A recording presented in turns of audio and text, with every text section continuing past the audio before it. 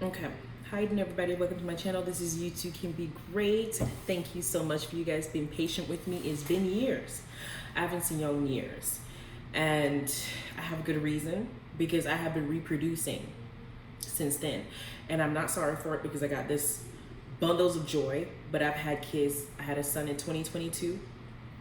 I had another son in 2023. And I just had a daughter 2 months ago, and I'm about 90 pounds bigger than what I'm supposed to be. And I'm still trying to work on. I'm praying that the Lord somehow removes all this weight from my body miraculously. This is the best I could do with all the extra stuff. It's been a while. Y'all can see that my face is a little bit chunky. My face a little bit rounded than normal, and that's okay. But this is the best I could do. But I'm now getting back into the groove of things. Some of you have asked about it. So I'm gonna start off by reviewing Love and Hip Hop Atlanta as my kickoff. And then as soon as I get up to breast, or I catch up, I'm abreast, is that the right word? I catch up with Love and Hip Hop Dubai, Love and Hip Hop, no, with Real Houses of Dubai. I've been out of service for a while, so just give me some time to catch up. I might catch up with, I think I caught up with Real House of Atlanta though. I just haven't seen the new one that's coming up with Portia coming back, with all the drama that's going on between her and Simone, because we already knew that Simone, with his peach wanting behind, is desperate to be on that show. So he's doing everything he can to recoup some of that money before he gets deported. So I'm going to catch up on that as well. And there's been some scuttlebutt that freaking frack may actually be on the show, because Portia's also a contender. I don't know why on earth they haven't brought back Nene. I mean, if they really want the ratings to go up, just bring her back. Boop! We'll be watching it with a lot of money.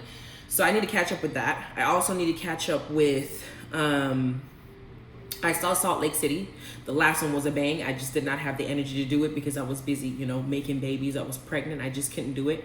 But I have quite a few shows, including Merits Medicine, that I want to catch up on, because I hear that there's a few people like Contessa going to be coming back. So while I'm doing my reviews to come up, I'm going to be keeping up. And if I miss something, including Basketball Wives, with a hot mess that's going on right now, because they had the nerve to bring back Evelyn's behind. So I have a few things I'm going to be catching up on, and I'll gradually increase my reviews as I catch up and as time goes by. But this is me coming back, and there are quite a few surprises I want to tell you along the way. But let's start with our review. This is Love and Hip Hop Atlanta, Season 12, Episode 1, Hot and Heavy-Handed. So, first of all, why the hell is Santana back on this show? I saw last seasons when he was on there with Zell. I think he was dating Zell. And I have to be completely honest with you. I was completely disgusted with his entire character as a person. I was disgusted because he reminds me of somebody who was poor, came from a poor family, had a low self-esteem on top of that. Maybe because of his sexuality, people were making fun of him. Maybe he was bullied.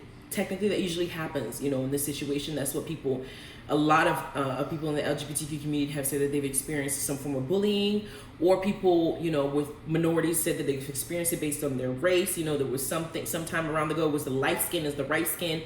But he reminds me of somebody who has gone through quite a few cases of being bullied, or being mistreated, or being talked down to, or being treated a certain way. So the moment that he got money, he lost his mind. All of his mind, because the way that he was treating Zell, I was in shock. I was, like I said, I felt nothing but disgust, especially when he was sweating and they were arguing. Zell didn't clock him, even though we know Zell would beat his behind. However, Zell had some personal growth, in addition to the fact that he really loved this man. And this man is walking around bragging about being a hoe and looking at Zell as if Zell is not on par with who he would date. And I didn't know who Santana was. I really didn't listen to, I don't listen to Santana's music, to be honest with you. I don't follow him. It's just not my style. But I do know Zell. And Zell has been on several shows. I think he popped up in Basketball Wives before we, in addition to him being on Love and Hip Hop. And for me, he has good energy. He was besties with Paris, and I love them both together. I just like Zell as a person. He seems like a genuine person. And when the last interaction that they had, when he was trying to express to Santana about why you cheated on me, and while I'm insecure, and while I feel the way that I feel, and while I'm reacting and responding to you this way, the level of gaslighting that I saw was just so much. I wanted to reach my hand through the screen and beat the heck out of him myself. I didn't care what would happen. It was just so sad, because he was sitting up here saying, well, you did this to me when you hurt somebody to that magnitude. And you got Santana looking at him talking about, You told me you were over it. You told me you would get over it. And you just, it's wrong for you to be sitting here talking about but you're not really over it. You hurt someone. You don't get to decide when that person gets over it. And then you're sitting up here on the TV screen talking about you blocked him and he's wanting you back. It's like there's no remorse. There's almost a level of narcissism that I saw Santana have, and it was not a good look for him. I did not like him. It made me look at him. I remember seeing him in Love and Hip Hop Miami, and I thought that he was decent, but he didn't speak much in that show. It seems like the only time I do like him is when he's quiet and not talking. So for him to have a voice and have a platform, to have a green screen and be like this pompous, this arrogant person, I don't know why they brought him back, because I can't imagine that the ratings that they gave him were good.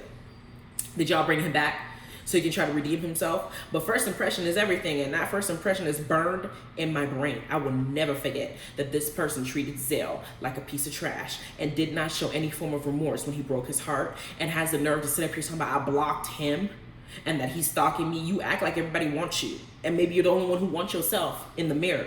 It's just, I don't like Santana as it stands, and let me know in the comments if it's just me, or if I'm going crazy, if I'm losing my mind. But I don't like him as a person, and maybe some of you guys may have seen him elsewhere. If I'm wrong and there's some redeeming quality, please write it down on the comments and let me know, because I haven't seen any.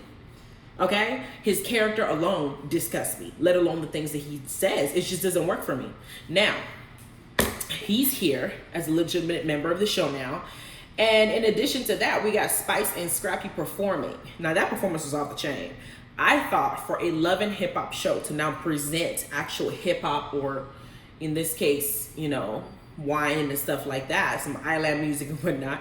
Either way, there's still music that's tasteful. I love that Scrappy is back into music and doing it the big way. It seems like he's now experiencing a certain level of self-care and maybe a certain level of maturity. Y'all know that most men, I'm sorry men, if you watch my show, my channel, statistically speaking, women tend to mature more than men. Faster, not more, but faster than men. And a lot of men don't reach their peak till they're about, 45, 50, and Scrappy's getting up there. So maybe he's starting to experience some level of maturity, and he's focusing on himself. He's trying to build his career or make money. I mean, you got all these kids to raise. They're still babies. Bambi's still there needing child support. It makes sense for you to want to have more, to put yourself out there. I mean, Spice whiting all that booty on him, that was a whole lot of booty, because it is bigger than what you have been used to with Bam. So I don't know how he handled that, but by all means, I enjoyed the presentation, and they did good with the performance. I love them, so it's good. Now, Spice is deciding to be a producer of the new cast album for all these Love and Hip Hop rappers and singers on the show. She wants to produce. Now, y'all remember last season, Spice was not the producer. Spice was the victim. Spice took on all the anger and rage that she felt from her near-death scare, and she released all her demons and aimed it on Carly. Now, don't get me wrong, Carly Red is messy. We all know that. Carly Red has been messy. The fact that she was born Carly, we knew she was going to be messy. From the moment she came out the womb, we knew she was going to be messy. She's been messy this entire time for a number of years to keep that check. Okay, so we know she's going to do some grimy stuff. We all know this about Carly. But did she deserve the level of vitriol that Spice poured towards her? Before last season, she came off more of like a bully to me. She did. Did she have a right to be upset that Carly decided to buy a house next to hers? Yes, you have a right, but it's her right to buy whatever property she wants to, wherever she wants to live. Now, I get that she may not have told you, but people don't need to tell you what they're going to do with their finances. It doesn't matter if you're friends or not. I can make a choice of what I want to make. If you don't want to be in the same neighborhood, then you move.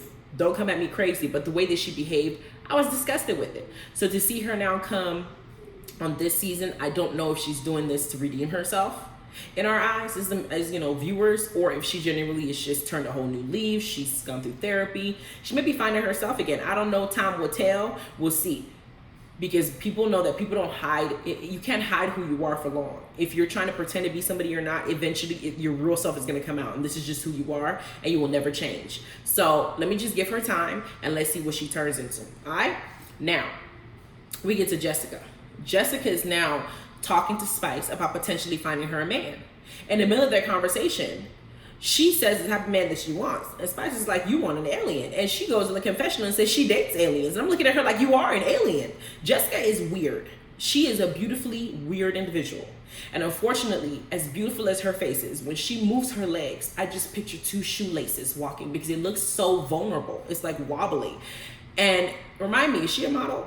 And I know that she dated Nick Cannon at some point, and she wanted kids, even though he's out here just spreading his seed more than the people that she found on the Jersey Turnpike.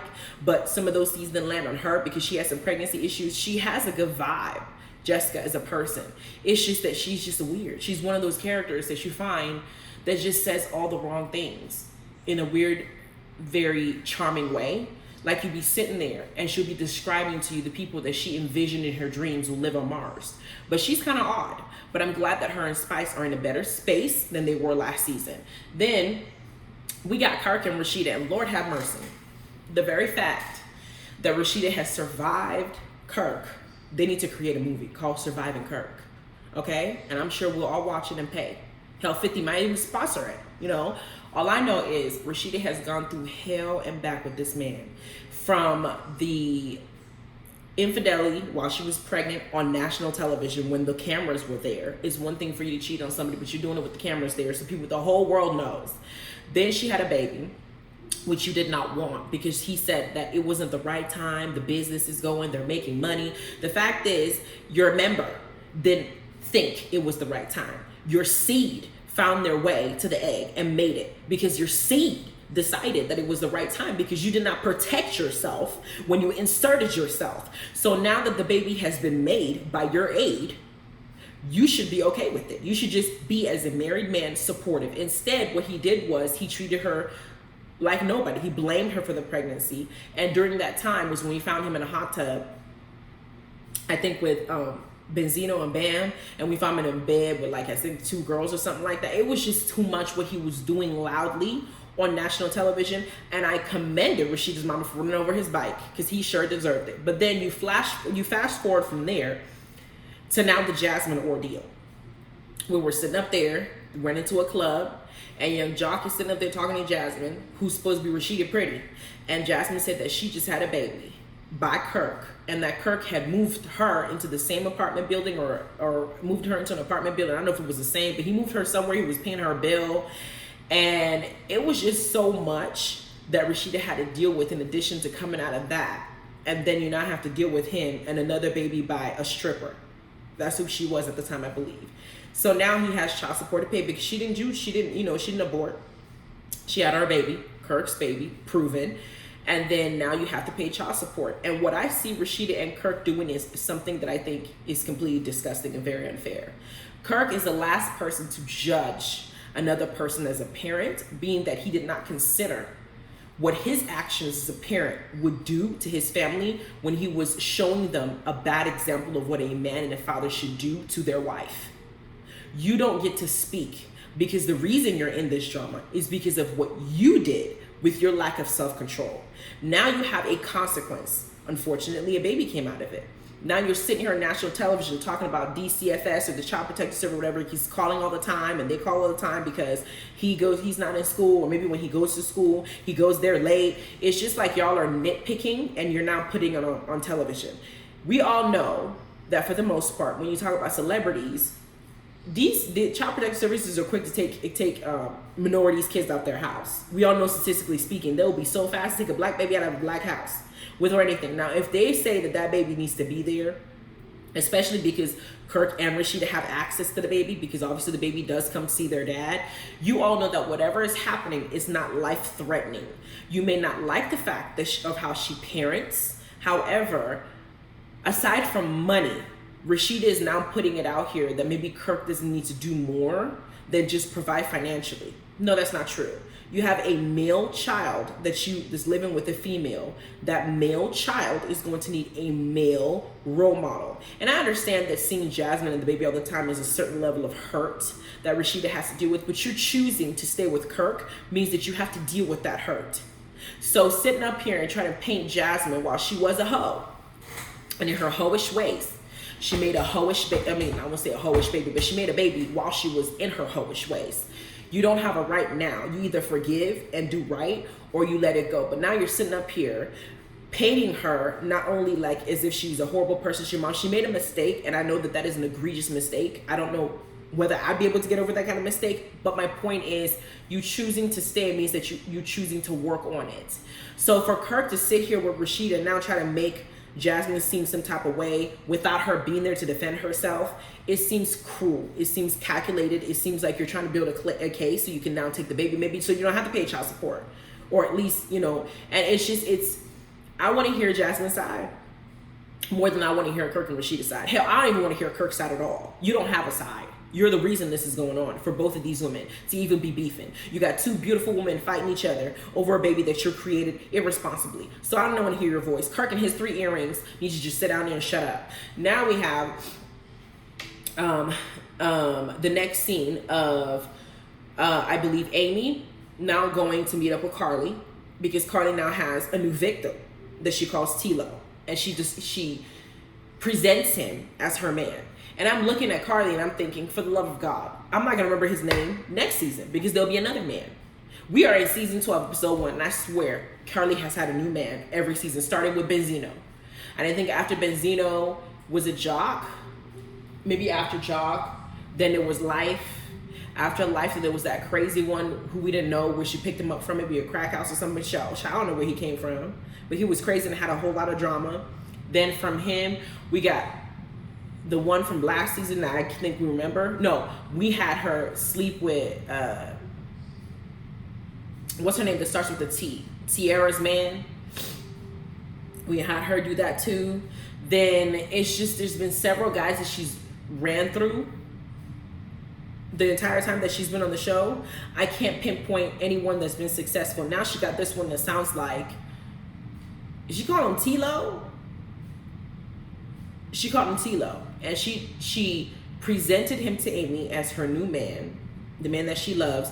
Because last season, we know that one over there that looked like he looked like an arts and crafts project put together. His face just seemed, it just did not compare symmetrically. And then the way that his lips were designed and the words that are coming out of his mouth and his body shape, in addition to his face expressions in the mouth, he seemed more sugary to me than her. And the way that he illustrated himself when she asked him, were you cheating on me? And I'm sitting there thinking to myself, with who?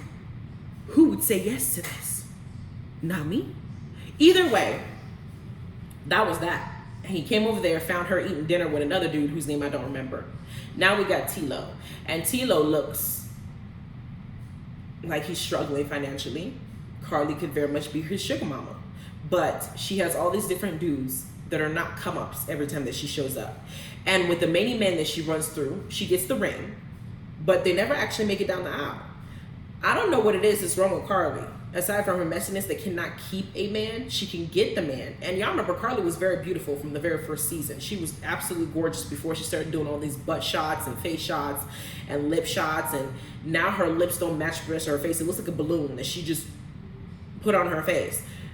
But she's still messy, and maybe her characters was attracting this dude. She's very messy, and she does a little bit sneaky things. Maybe that's why she attracts them. I don't know. I wish her the best. I hope she finds love, but she may be looking at them all the wrong places. I don't know if she's finding them the way where she should be finding them, because Carly's known in this industry, and it's not a good no. It's like Evelyn from Basketball Wives. That's what she reminds me of. Then we have her talking to Amy. And in another scene, we have Bambi talking to Jessica. Jessica, who lets us know, I think, that she's crashing with Carly. How broke is this model? But I don't know. I don't remember correctly, but I could have sworn she said she's staying with Carly. And she's having a conversation with Bambi, and we find out that Carly has an issue with Bambi because Bambi was supposed to plan her birthday party that Tilo was paying for her to go to Turks and Caicos. And while they were there, it seemed like Bambi had Malaysia and all the Basketball Wives crew and all her friends more than Carly's friends and family. On one end, we're listening to Bambi explain the situation, and Bambi saying, hell, nobody wanted to come for Carly. And I'm not shocked because Carly's messy, but nobody wanted to come for her. But then on the other end, you hear Carly saying, well, all her friends were there and she ruined my birthday party. And moreover, what Carly's more pissed off about is for her to plan the birthday party, she DM'd her man. Carly doesn't seem to be more pissed off to me about the birthday party than she is about somebody DMing her man. And I'm thinking to myself, Carly, nobody want that man. Tea cake, teapot, nobody wants him. Nobody wants a tea bag, like Tilo. Nobody wants him but you. Nobody's going after him but you. Bambi doesn't seem like tea cake is gonna be his tea cake. Tilo is her type at all. She really genuinely was contacting him to help plan a surprise party now. do I think that there are other people that Bambi could have contacted outside of her man that know Carly longer, since this one is just passing through? Yes, there are definitely other people that she could contact. You understand what I'm saying? But do I think that Bambi wants him? I mean, come on. I'm not seeing it. Not Scrappy to that? I mean, her new man is questionable, but no, I just don't see it.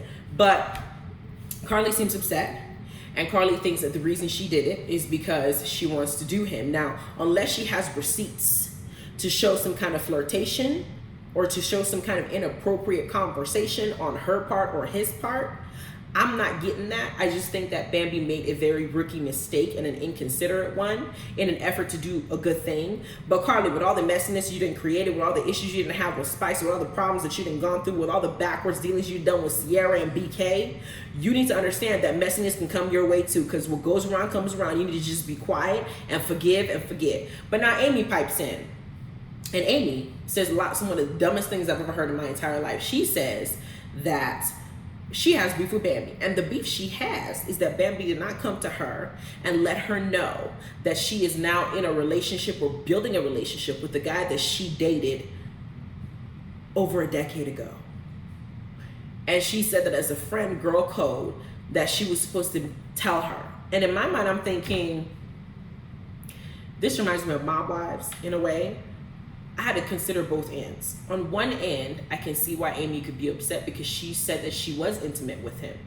But would it matter though 15 years later? I mean, I'm assuming you acquired new skills, because we all know that you don't sex the same way at 19 that you sex at 30, 35, or 40. By then you'd learn some things. So are you worried that he might compare your sexpertise with Bambi's? Are you worried that he may be telling you stuff about her to I mean, what is it? What ended y'all? Is it because you did something wrong? There's got to be something else that you're upset about aside from the fact that she's dating somebody that you haven't been had in your life for a long time. Number two, and that you yourself said was just somebody that you dated and it wasn't somebody serious. So yeah, she could have told you, but it's not somebody that you just dated 15 years, girl. You should even remember his name, let alone be worried about what Bambi's doing. I'm just saying. Now, that is her beef, and I think that that's a fake beef. She needs to just let that one go. Then we got, where we at with my notes here? I didn't go through. Oh yeah, we meet Bambi's man, T.O. So we got from T-Lo to T.O.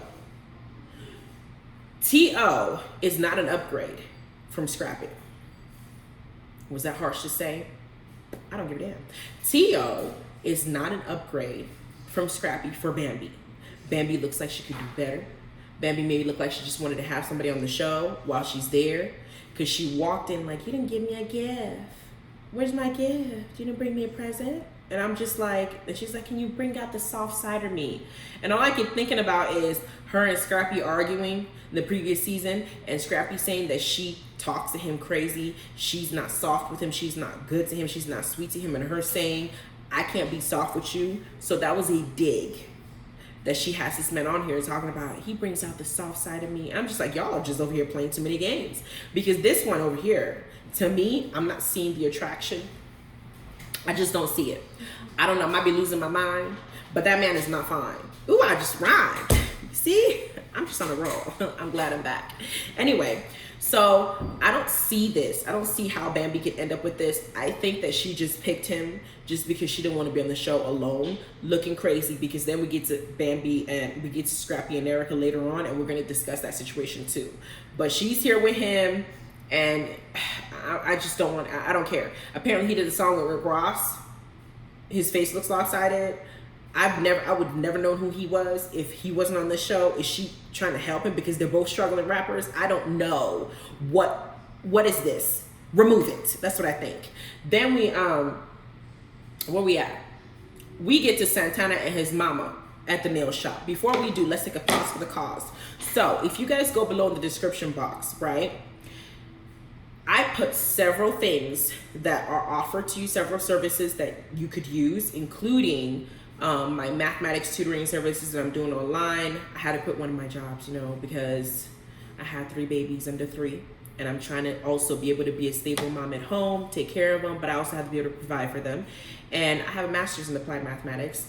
I did teaching for over a year. I've been tutoring for over 15 years. And everybody that I've ever taught has said that they hated mathematics until they met me.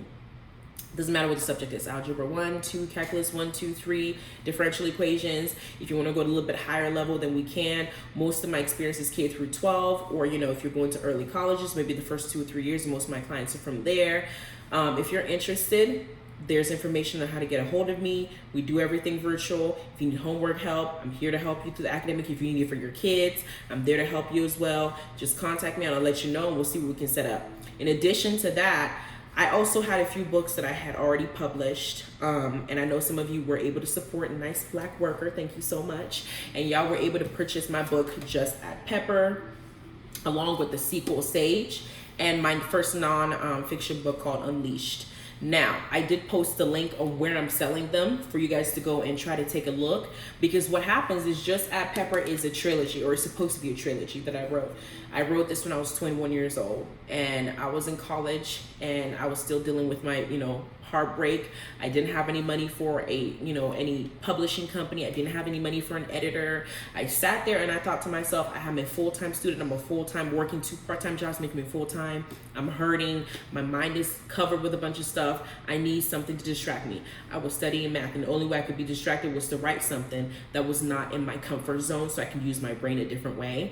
And so I wrote these books, one of which my son had already chewed on the cover, but yours will be chewed on.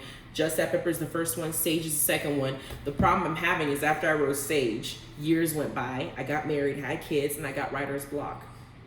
So the suggestion that I had was, I want some of you or all of you to give me an opinion on how you think after you read the first and second one. What is your opinion? Give me examples on how I can maybe finish the third one. So what I'm doing is, today's date is January. What's today's date? Today's date is January. Let's mark this down. Today's date is not January, excuse me. Today's date is July 26th, right? July 26th, approximately 4 months from now, which will put it in August, September, October, November 26th, coming up right before December, Christmas time, right after Thanksgiving or around that area. I'm going to do a $500 write-up, 1,000 words, 50 cents per word, of people who've read my Just Add Pepper and have read my Sage novels. And I put the link on how to access the books and where to purchase it from, because I'm not going to be having selling them on Amazon or any of the platforms, because they tend to mess with my product. So I put them on my website, that you have access to a whole bunch of other stuff with the nonfiction. You have access to recipes if you like what I post. I'm going to be updating it as time goes by. Like I said, I'm getting back into the groove of things, okay, I'm saying? But I'm going to go ahead around November 26th, and it's going to be a $500 pop. 1,000 words. It doesn't have to be grammatically correct. I'm not looking at your spelling. I'm not your English teacher. Like I said, I'm a mathematics teacher, not an English teacher, but I'm looking to finish the trilogy officially, and I need ideas, because now I have writer's block from that. I also have a few self-help books for those of you who are maybe interested in doing an LLC, maybe setting up holding companies with your LLCs, maybe buying a house, if you're dealing with co-parenting. I have a few things that I'm working on that are also going to be posted on that website. So in addition to my offering my teaching services, okay, you also get access to my self-help services, in addition to my third service I'm providing, which is the coaching portion of it, where as a life coach, if you want to talk to me about your career, we can talk, maybe career path, we can discuss it. If you want to discuss your friendships, most people in relationships nowadays don't want their personal business out there, right? They don't want people to be involved in their personal business. And you don't have people in your life you can trust. But I'm here, your friend on the screen. If you need somebody to talk to, if you just want somebody to listen to you, if you have parenting questions, maternity questions, if you're a first-time mom, if you're just getting pregnant, if you're planning on getting pregnant, if you're planning on buying a house, whatever it is that you want to discuss, instead of going through insurance and having to pay $200 or $150, it's very cheap, 1 hour. Talk to me, we can figure it out. Or if you just had a bad day and you just want to vent, and you just want somebody to listen to that's not going to judge you when you talk crazy about people, because I'm not going to judge you. You had a bad day. Sometimes I cuss people out of my car. People drive by looking at me crazy. I don't know. But if you have somebody that you want to listen to you or to talk to, or just general care, just self-care, I also offer that as well. But look below, go through it, find out what works for you. And also, look to read the books, both the first and the second. So come November, when I now introduce and put information below about going in into this pot for $500 is what I'm giving for your idea, and whoever's idea I choose to incorporate, I am going to mention you in the book. Your name will be mentioned because I feel like you deserve the credit for it, and you deserve to say, hey, this person had a good idea. Maybe you're not a writer, but you just have a great imagination and you're able to give me something, because this writer's blocks is no joke. Okay, so that is where I pause for the cause. So let's go ahead and let's get back into this. All right, so we get back into what we're talking about here in the nitty gritty of what's going on with the Love and Hip Hop review. And we get to Santana and his mama, and they're at the nail shop. And like I said, Santana's presence irks my soul. It pisses me off when he gets on here to talk, because he always sounds like he's full of himself. He just sounds full of himself. You know, I used to be a hoe. I used to sleep with all these down low people. And I'm just looking at him like, that is not something that you want to tell people. And then you followed up by saying, you know, I just had to get used to the fact that sleeping with all these people would never make me number one. I would never be number one. Well, duh. They're married and they're down low sleeping with you, which means that they're committing adultery with you, and you're doing it with them willingly. And now saying that you think you're going to be the first and number one in their life. If they wanted to be with you in the first place, they would have respected you enough not to be sleeping with you while having wives and kids, and potentially sleeping with you and everybody else, and risking the woman at home that loves them and thinks that they're being faithful with God knows whatever disease that they can come up with, because everybody doesn't protect themselves when they do these things. You're sitting up here and you're now telling people on national television that you used to deal with men who didn't belong to you. Now, I get that it's the man's fault. He's the one that said the vows. He's the one that, you know, promised to honor and to obey and to respect. But even if you were the side hoe, knowingly, because I know people who were side hoes and didn't know, because the person knew, hey, this person's character, I'm not going to tell them I have a wife. I'm not going to tell them I have a husband. I'm not going to tell them I have kids, because if I do, I'm not going to be able to get what I want, because they look at the person and say, no, this caliber of character is not going to tolerate BS. But your character is saying, yes, I did know, and yes, I'm okay with it. Then you followed up with, I just thought that I would never be I just knew I would never be number one. No, they don't look at you as anything other than an object, because it's how you portrayed yourself to be. And now you're sitting here and you're still saying it. And then you're talking to your mom, talking about, you know, because I would be hoeing in the streets. You can tell the mom also has a strong religious beliefs. The only thing I didn't like about this scene that was unfortunate is that she did express that at some point she wasn't able to accept him. He spoke. He talked about his sexuality, who he was becoming, but more than him coming out the closet, he also had all these flamboyant things that he was doing. As you can see, his entire character and how he is very, you know, he has a lot of feminine behaviors and traits. And for parents, it may be difficult to now transition to having a son, and having your son maybe show more feminine characteristics and traits and how they act, how they paint themselves, than what you would expect. And the mom didn't take it too well, and she was struggling with it. Her saying that she went back into the church, got good with Christ, and learned to love him the way that she could love him. She still wants him to get married. She still wants him to have kids, and she has every right to want that too. Whether it's going to be reality, Mom, I don't think so. But it's good to want things. We all want a lot of things. I want $1 million to hit my bank account tomorrow. Lord, make sure that want needs to come true. We don't want that want definitely needs to come true. But what I'm saying is, we all want a lot of things, and sometimes those things don't come true, except for what I just asked the Lord for, because that $1 million needs to come true. Okay? Now, we have Mom talking about marketing herself, how she's coming out with the book, about her learning to love her son, even with her religious beliefs. And she wants people to know that she wants people who go through the same things to kind of understand. She wants an understanding, or she wants to explain herself and maybe relate to certain people and teach them how to love your kid no matter what. You know, that's what the book's supposed to be about.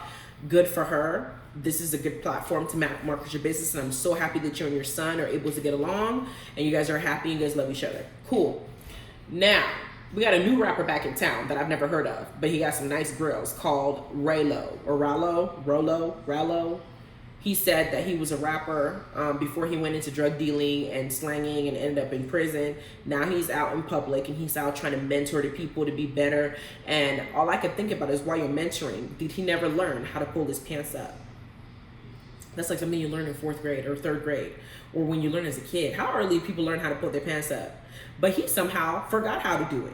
Because as old as he is, I'm thinking to myself, you are not on the yard anymore. You don't need to market yourself that way. You're now in public. You have the freedom to choose. You don't need to go ahead and pull your pants all the way down and, advertise whatever it is you're advertising, front or back. But now you're out in society, and as old as you are, the pants need to be back up. I just don't understand why this is still a thing, because I see this with middle school children, high school children, with a grown man. Why? Why do I have to see your drawers? Is it gold? It's not even silk. Why am I doing this? Why are you doing this to me? You're hurting my eyeballs, and it's just not right, because it distracts me from getting to know you, because I'm thinking to myself, if his IQ is not smart enough to pull up his pants, I mean, he can't make it all the way up. What kind of conversations are we supposed to have? I just don't understand it at his age, why he's doing this. Okay, I don't get it.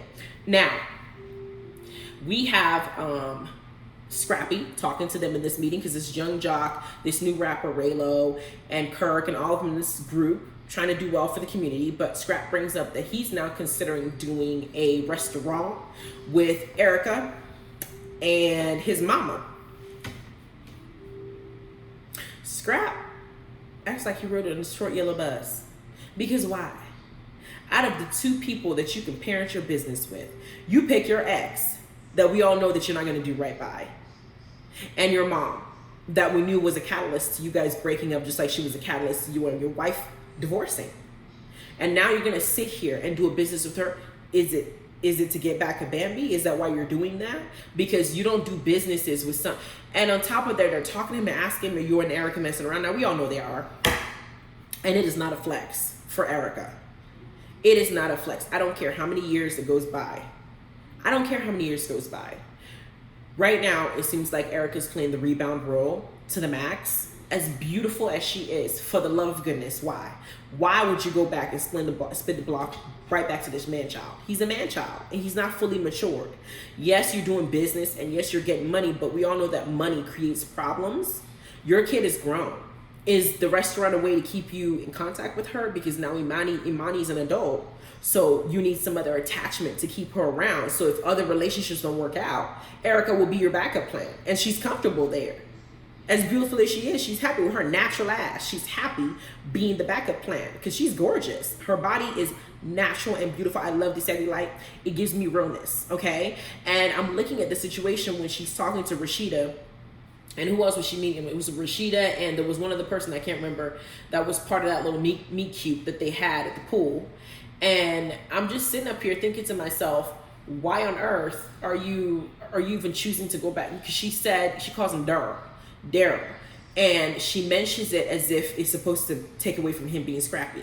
And she talks about how we're supposed to stay tuned on them being together. And I'm like, we don't want to stay tuned to this shit. We don't want to stay tuned to any of this. Why? We're very disappointed in you. There are some people who want Bambi and who want Erica and Scrap to end up back together, but I keep thinking to myself, when Scrappy still proposed to Erica, he was dealing with Shay. And while he was dealing with Shay, Bambi also did an interview where she said that Scrap used to also deal with her. Hence the reason why he wanted to know if she slept with Benzino before he even proposed to her. He was dealing with all you guys. Now he got Diamond's butt back in here last season. He likes to split the block around people that he's been through because they still stay around and they still keep the delusion of the history part of it, and nobody ends up growing up. Would he end up, do I think he's going to do right by Erica? No, I don't think he's even ready for that. I don't. She tells a story to Rasheeda where she says, I just think that divine intervention made us single at the same time. No, your relationships made you single at the same time.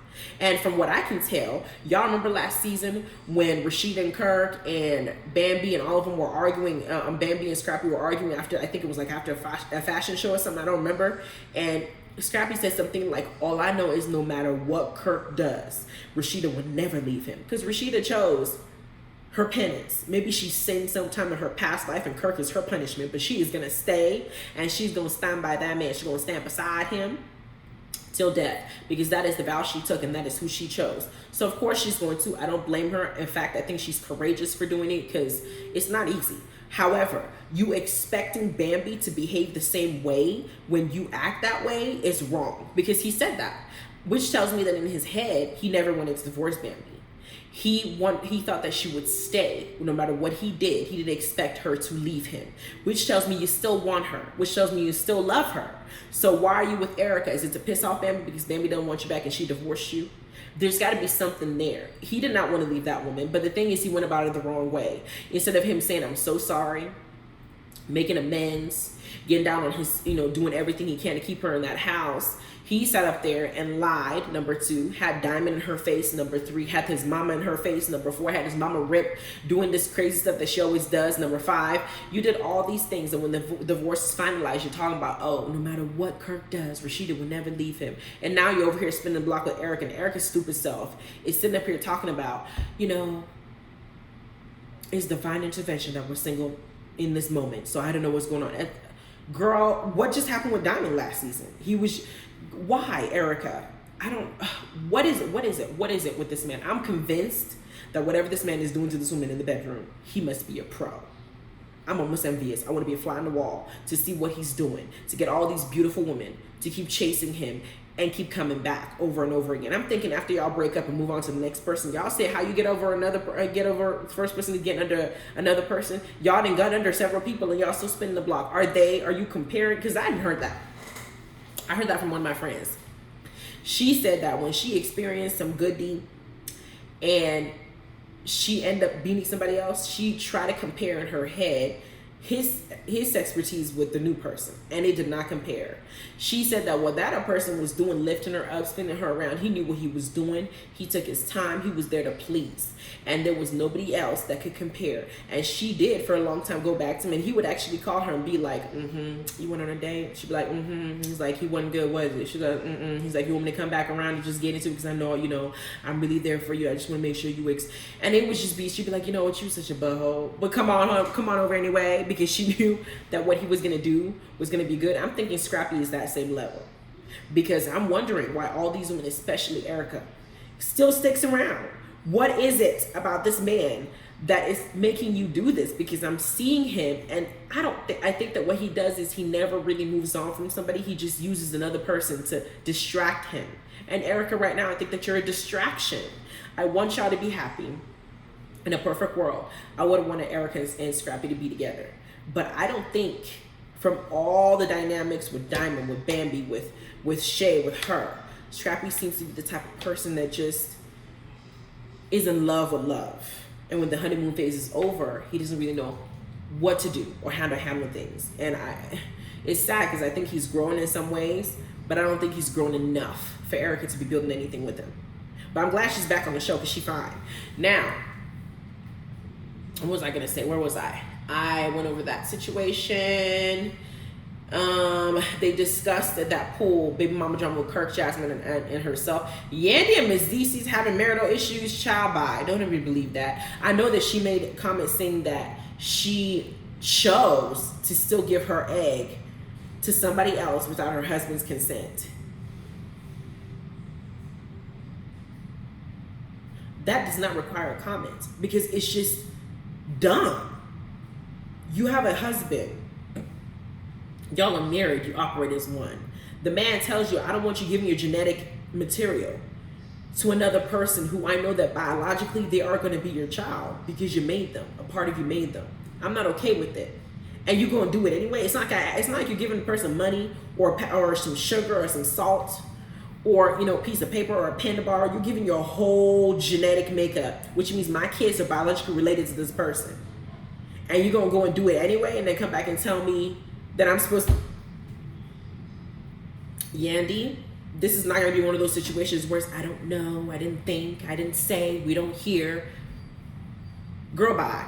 I don't know if I take this seriously either, but whatever. Anyway, Amy's new song with her listening party. I didn't listen to the song as much as I looked at her body. She is gorgeous. That young lady is absolutely beautiful. The curves on her body while she was doing that song, I was very jealous. I could not believe that somebody was built that way. I couldn't believe that in my life because she was absolutely... No, you don't have the hot pepper for the one. Let's see in the hot pepper. The hot one. Oh no, that's fine. It's a good one. Yeah, that's fine. Sorry guys, that was my mom. So what I'm saying is that body on her, body for days. Now I know why Khaotic was sprung. Okay? Because I was looking at her and I had to rewind and look at her again. I had to rewind again and look at the screen and look at her again and think to myself, God, did you not think about me when you designed this body?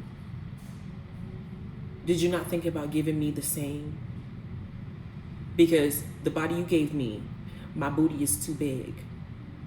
I can't find pants that it coordinates my thighs with my butt. If it fills my butt, it's too loose on my thighs.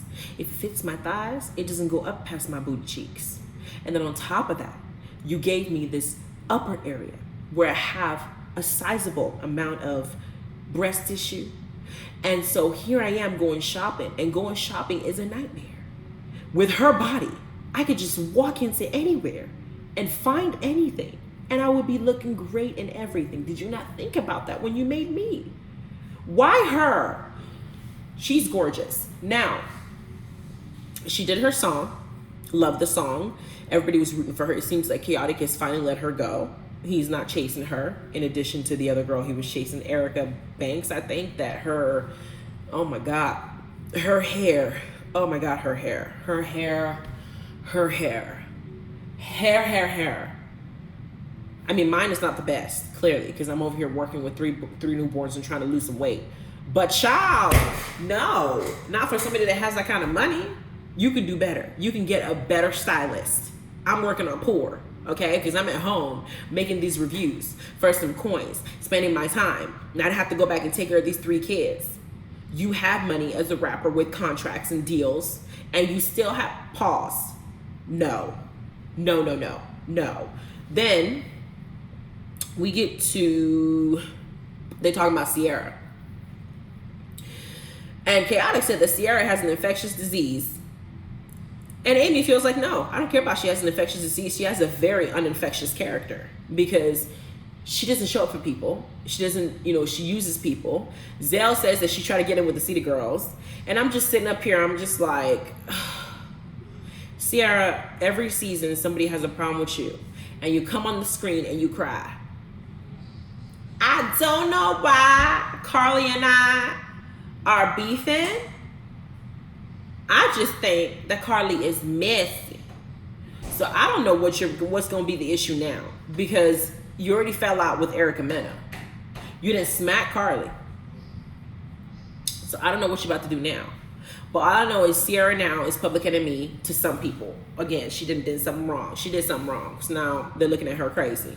Then you got Santana walking in, now running into Zell. Santana has made it clear on the show, he wants us to make sure we know that he blocked Zell. Why do you feel the need to tell us that? I don't know. But he wants us to make sure we know he blocked Zell. And Zell, he walks up, he sees Zell, and he gives Zell a hug. Or he says hello. I don't know if he gave him a hug, I don't remember. But he said hello. And Zell's looking at him like, why are you saying hello to me in person if you can't say hello to me online? You block me. Is this supposed to be fake?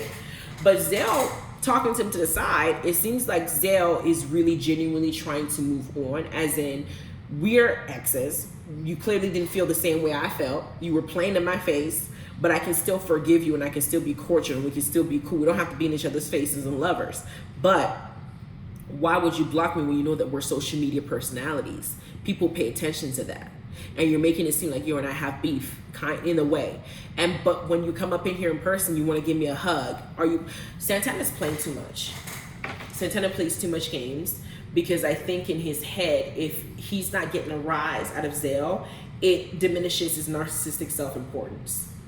And you're doing things to deliberately hurt the person. I don't think Zell's going to chase after Santana and his big back self. I don't think Zell cannot go out there and get somebody that he's attracted to, or somebody to date him. You're not the only fish in the sea. But for some reason, you're making it seem like you're so great. You're just so amazing that you block him and he's chasing after you. All the man is telling you is, listen, if you're gonna do this to me behind the internet, be like an internet thug, don't be in my face faking. You got Santana try to act like Zell was bothering him. I'm not doing this. I'm not finna this. I'm not finna this. I'm gonna feel if you didn't want to do it in the first place, you wouldn't have done this. It's like you're creating problems, hence the cheating, hence this, and you come around and pretend like you don't know what happened. Then the last thing we had is we got Carly, Amy, and Bambi and Jessica in the scene where they're now trying to discuss what happened between Bambi and Carly's birthday party. However, before they get there, Carly now petitions or goads or pushes, whatever term you want to use, Amy to now discuss her non-issue about the ex from a century ago that Bambi's supposed to be so concerned about letting her know. And Carly just brings that up just to give her like an opening to now bring up something else Bambi did wrong, as in DMing her man and planning her birthday wrong. But Bambi doesn't fall for it. Bambi said, I'm the wrong 1, 2, 3, 4, and 5. They start arguing. Obviously, because Amy's problem wasn't the main issue Carly wanted to entertain, Carly just breezed over that. Don't nobody care about Amy's issue because it really isn't that important. Jessica's sitting up there like me. Why are we bringing this up? This Amy situation is not really a deal. It's not a problem. It's not even something you need to discuss. We don't need to even go there. So why am I sitting up here not having to listen to this? One of my sons is awake. Bye-bye. So